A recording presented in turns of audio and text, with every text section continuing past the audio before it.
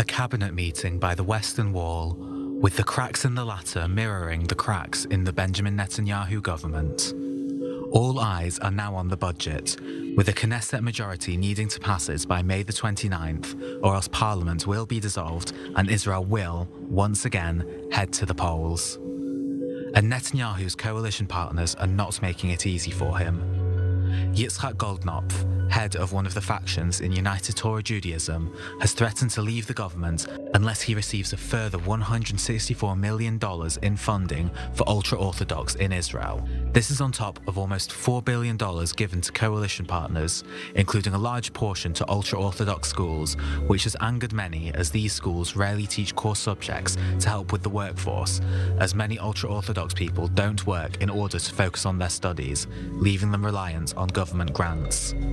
But as the ultra-Orthodox in Israel are growing in numbers rapidly, they are becoming of growing importance in the Israeli political sphere, and Netanyahu's thin majority depends on them. Meanwhile, National Security Minister Itamar Ben-Gvir is becoming a thorn in Netanyahu's side, leading his Jewish Power Party to several Knesset boycotts against Netanyahu's policies, whilst his visit to Temple Mount before cabinet angered many of Israel's neighbours. But with Ben-Gvir, the upcoming budget, the aftermath of Operation Shield and Arrow, and anti-judicial protests entering their 20th week, what should Netanyahu prioritise? Netanyahu has said he will not negotiate with Goldknopf, but with polling numbers weak and an election if the budget doesn't pass, is it in Goldknopf's interest to call Netanyahu's bluff? Are the opposition ready for another election? Is Netanyahu's government about to fall? Lady, gentlemen, let's get to it. Is the Netanyahu government about to fall? As always, we begin with our quick fire round, 30 seconds each without your initial take on the matter, and we pick it up from there. So, Piero, please take the lead. Your 30 seconds are on. I don't think it's up to Itamar Ben-Gvir, because Haredi factions already agreed on some ways to get out of it. That Netanyahu will pass some of the budget, but it will come on the account of another types of budgets that they wanted. So education budget will happen, other types will not happen. So it's up to Ben-Gvir, who was protesting and who was the first one to say, I'm not going to vote for the budget. It's really up to him and what he's going to do. Yeah, mix and match type of a situation. Mr. Amir Weitman, your take. Well, no, I don't think that the government is going to fall. Historically speaking, governments have never caused a government to fall. What happens sometimes is that parties which wanted the government to fall have used the budget as a pretext and as a mean to get the government to fall. I don't think that the partners in this government want the government to fall, and therefore I believe that this is all politicking and that at the last minute something will be worked out. Yeah, it's a final-ditch arm wrestling, if you will. Yariv Oppenheimer, last but not least, your thoughts.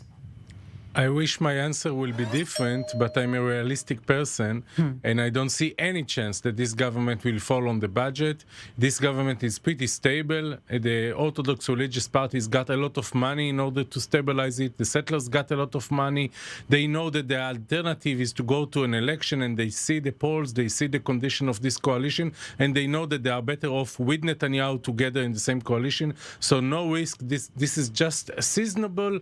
The end of the budget year crisis. It's not a serious one. The time of the season. And on that note, dear panelists, please let's feel free to interact from this point onwards. Mr. Weitman, allow me to begin with you. Is the pending budget a good budget or a bad budget?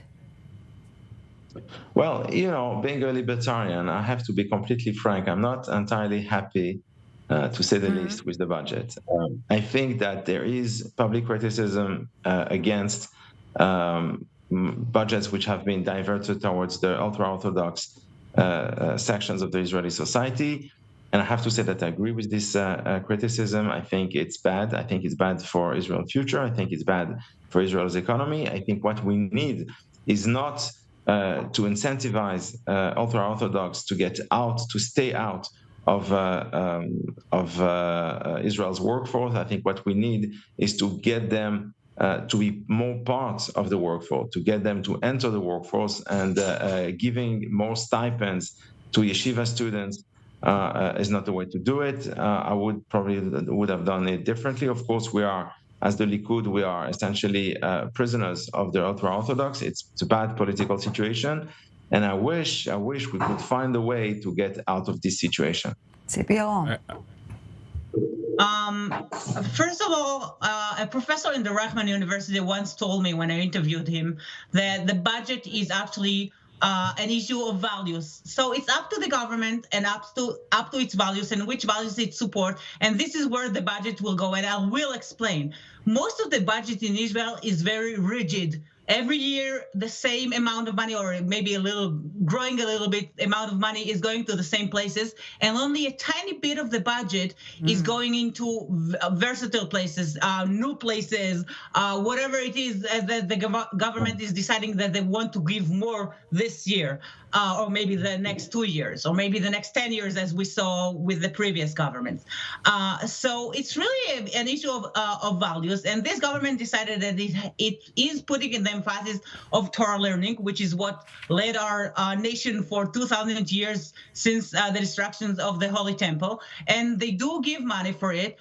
Do I like the way the budget is being conducted here? The answer is no. I do think it could have been done in other ways, that some of the parts that they are demanding there, they didn't have to demand it, that it could have been done in another way, that maybe they could have asked other things that all of the country needs. We have the cost of living in Israel is going high and high and higher, and less people could afford what they could afford before. I think that my party that I voted for, which is the United Torah Judaism and the Shas Party, should have put emphasis on this as well, and think about the rest of the country while they're setting out their demands for budget.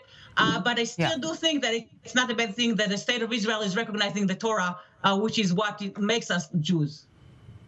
Yeah, with all the respect for values, and I do have respect for that, someone has to pay for that.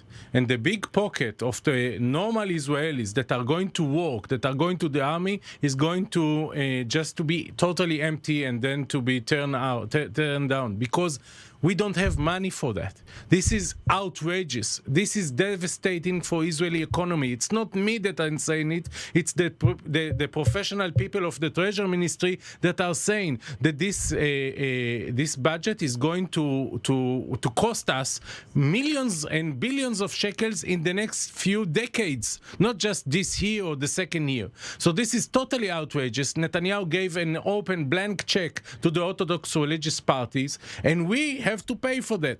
Now, not only that we are paying for people that are not going to work, they are not going to pay taxes, they are not going even to study basic math and English, we are going also to see that we don't have money for that, because the taxes are going to be lower because of the high-tech moving out of Israel. This is really a huge not just a political crisis, but also economic crisis. And instead of becoming responsible and to look at the whole picture and to say that enough is enough, we cannot afford this. Instead of Netanyahu is just giving up to almost everything that the Orthodox religious parties demand, and the outcome will be that the normal Israelis will have to pay more and more and more money and will get less and less services from the government. This is totally outrageous. Yeah, Tzipi, if you would like to respond before we move. I don't think Yariv mixed here two things, because high-tech is moving out of Israel because of the judicial reform, which is another issue which we are not discussing now. And yet again, I do think that previous governments gave money to other places, and not like the way that. it Not was like being that. described, This is totally outrageous. The way it was being described is that the entire 1.3 million Haredi people are not working. That's not true. 89% of Haredi households has at least one person who is working. With a very low salary. Very low salary. So almost not paying taxes. And there is a reason for that. Yariv, we are paying taxes, and those taxes should also go to places that we are looking for. I never came and said, don't give money to places that no Haredi person would ever go there, because, we are a mix. and we have all kind of needs for all kind of types of society, and this is the need of a Jewish society to be recognized. I agree with you. We need to pay for many things. I agree with you. Things, but you cannot tell that we are not paying taxes, all of us. But this is the data. They are not all Haredi.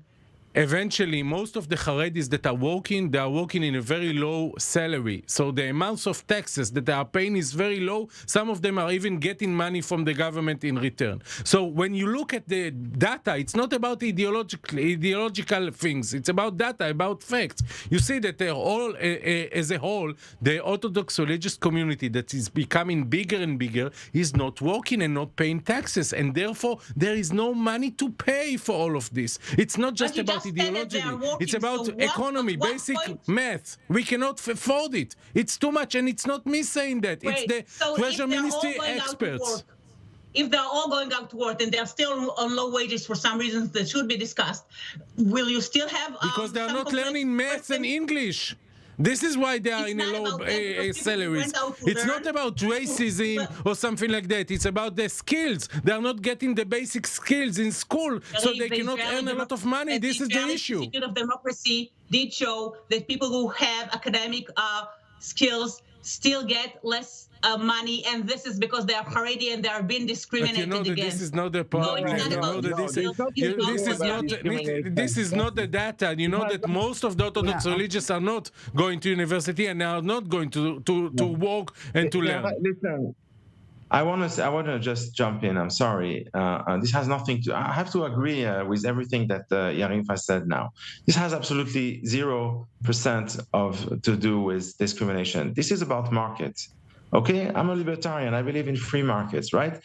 People's salaries are dependent on their skills, on the added value that they bring to their employers. Unfortunately, the reality is that ultra-Orthodox Jews, mostly, of course, there are exceptions, but as a whole, they have very, very, very low skills because they only learn Kulo Kodesh. They only learn Torah all day long, which is amazing in all kind of ways.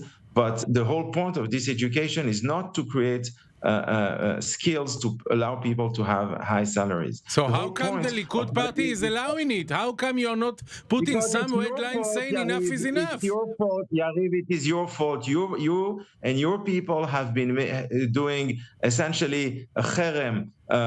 You have made it impossible for us to work with anybody else than the ultra-Orthodox, and we are now prisoners of the ultra-Orthodox. Now it's about time you and your people get back to your senses and you understand that for the future of Israel, we're going to have to work together in the future. There is no other way. And on that note, okay, Yariv, hold your thoughts right there because we will continue in a second. Obviously, so much more to unpack here. Tzipi Rome, Yariv Oppenheimer, Mira Weitman, you're staying with us. Very short break, and we're back with more on the political jigsaw puzzle here in Israel. Don't go anywhere. Welcome back to the summit. Still with us, Tzipi Rome, Amir Weitman, and Yariv Oppenheimer. Thank you all so very much for staying with us. We're also, of course, staying on topic. But before we get back to our conversation, his plate couldn't get any fuller, from the budget to the judicial overhaul and whatnot, really. But in today's cabinet meeting, this is what Prime Minister Benjamin Netanyahu wanted to talk about. Take a listen. Palestinian President Mahmoud Abbas said a few days ago at the UN that the Jewish people have no connection to the Temple Mount and East Jerusalem is part of the Palestinian Authority. Well, for his information, today we are holding a special cabinet meeting marking Jerusalem Day meeting at the foot of the Temple Mount. So let's get to it. Another quick fire round. Should the Palestinian issue be topping Netanyahu's priority list? And let's begin with you, Mr. Amir Weitman. Well, the reality is that, of course, Prime Minister Netanyahu is right. We all know, no big secret, that the Temple Mount is the most important and most sacred place of the Jewish people. It is very important to reinforce our link to this place, our link to Jerusalem, and to explain it to the world and to emphasize that we are not going anywhere. We're not going to divide the city. We're not going to renounce on anything. This is our land. This is our capital. It's not going anywhere, and the world should better, and the Palestinians accept it. Yariv Oppenheimer. Yeah, we need to remember that 40% of the population of Jerusalem are not Israeli citizens, and there is a joint sovereignty over Temple Mount. So this is reality, and we are not alone here. We got Muslims here, we got Palestinians here. It's not so simple. I think that Netanyahu would like to ignore the Palestinian issue, but his coalition partners are not going to let him do so because they have some intention to continue the building in the settlements, to expand, to dismantle some Palestinian outposts. So the issue will be there. Until now, I have to say Netanyahu is pretty careful with that. Let's see what will happen in next. CP Yaron, last but not least. That's an easy yes for me. I do think that the Netanyahu government should deal with the Palestinian issue. I don't know if it should be the top priority. As I said, cost of living is worse. But maybe it should be the second issue because it affects all of us. Even if you would like to ignore the fact that there are many Arabs here around us, we do have to take care of that issue. We do have to reach to some agreement or some settlement with Palestinians and make it better for all of us around here. Okay, let's feel free to interact from this point onwards. And before we circle back to more domestic issues, if you will, Biden is signaling Riyadh he wants to at least try to give a push for normalization in the coming 6 months or so before the presidential race is getting too heated. Meanwhile, no invitation from the White House. Question being, Amira Weitman, are Netanyahu's political allies ruining it for him? Well, there is no doubt that having Ben-Gvir in the government is not exactly very popular in the world in general and in America in particular. We all know that, and this sort of coalition is not really conducive to having the best relationships with other countries, and we see it among others what you mentioned. Having said that, at the end of the day, there's reality on the ground. Reality on the ground is Israel is here, it's strong, and it's not going anywhere, of course, and people have to deal with us. Therefore, I believe, and I would just like to finish the sentence, therefore, I believe that at the end of the day, Biden has got no choice than to make an effort to accommodate what we want, what we need, and certainly to try to push towards peace. I'm not sure he's doing it the right way, because being strongly in favor of Israel is pushing towards peace. Pushing back is actually getting peace further away. So I don't think he's doing it the right way. Yeah, Netanyahu is not the victim here. We need to remember that he has very extreme people with his own party, including Mai Golan, that he offered her to be the ambassador, the consul of Israel in America, in New York. So, and she is very, very extreme to the right, almost like Ben-Gvir. So he is making his decision politically in order to serve his own personal goals, even if the price for the Israeli society and the state of Israel is very high. And we need to remember that eventually he will have to confront his own people with his own Likud party about settlements, about East Jerusalem, about Temple Mount, and also about judicial reform. I think that this is the danger for this government, Yariv Levin and others. If they will not see a progress with their reform, then we will see a real test for this coalition and the flexibility of this coalition. Well, thank you, Yariv, for the perfect segue to our last topic before we need to wrap it up. Tipi Aram, last night demonstrations back in the street after a halt last week due to Operation Shield and Arrow. But this time it was not just over the judicial overhaul, but also over the budget. Is the protest expanding or scattering? I don't think it's expanding, but it's people who are feeling more and more pushed, because when you are I just see it from, I live in the area of protests, so I see it in my own eyes. When people are being protesting about something and not seeing an answer to what they demand, then it would be more and more severe. And although I don't agree with them, I do understand them, and I see where it's going. And if the budget is adding on top of the judicial reform, then we'll see people angrier and angrier in those protests. Yariv. Yeah, I think that these protests become smaller. We have to be honest. It's still big and unprecedented, the scale and the amounts of week that people are coming to demonstrate, but it's becoming smaller because people eventually were really afraid that this fragile thing that called democracy will disappear. And when there is less threat to democracy, the other issue is also making people very angry, but it's not the big thing. It's not the thing that you cannot really stand aside and look at how the democracy is falling down. Therefore, we will see more political protest, less of a wide protest with the people from the right wing as well. But if this coalition will even blink a bit and will say that they are going to resume legislation of this reform, we will see much more people than we saw in the previous round. People are just waiting for that in order to go out. Hopefully it will not happen, but if they think that because of this week people are become tired or ignore or they are dealing with their own businesses, this is not the fact. In fact, people will go out once this government will decide to move forward with this reform. Amira Weitman, will this government push this reform forward? Where are we standing here? Well, I've said many times, including here with you, that I think it's very important to try to reach as much as is possible wide consensus as much as is possible, because again, this is dividing the society. It's not good for anybody. We really need to get an agreement. Having said that, I want to make clear the fact that I mean that we need to get a consensus as much as possible does not mean that I'm giving automatically a veto to the opposition. This is not the case.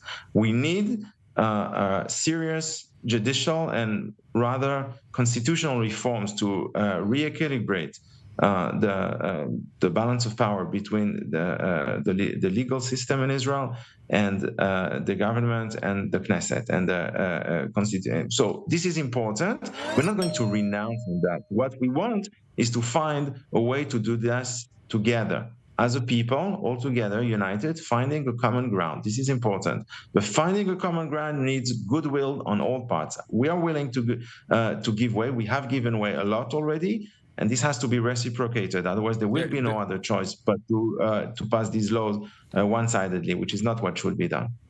The fact that you didn't cancel democracy is not giving up. It's not a compromise. This is basic. Even an elected government cannot cancel democracy and overrule the Supreme Court in a democratic country. This is what you wanted to do. So you didn't compromise anything. But what you are asking people like me is to come together with you and to support something that we totally disagree. We think that the Supreme Court in Israel is too weak, not too strong. Election will pass it.